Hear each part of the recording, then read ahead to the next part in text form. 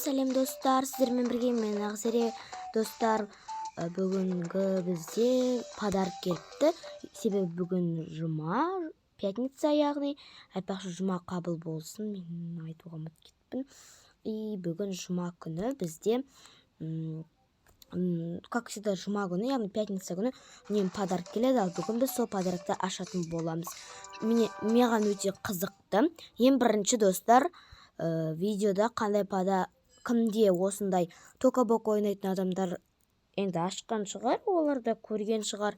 Барлығы жексенбі күнді ұнатады деген. Енді жексенбі деппін ғой. То есть как пятница күні токабок ойнайтындарға ең көңілді күн, яғни себебі тура сол күні оларға подарок келеді.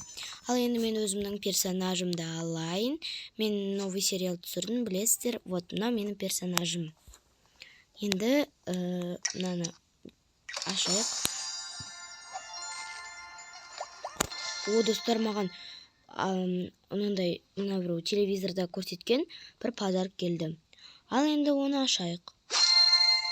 Вау! Мәссаған, бұлар не үшін бірақ? Әлде бір мейрам келе жатыр ма, достар? Мұғалім деппін ғой. Достар, қандай мейрам бұл? Что-то интересный. Мен ойласам бір қызықты нәрсе келеді деп. Хорошо. Қояйық мына жерге. Міне, достар, бұл видео өте тез. Маған токабокадан осындай подарок келді.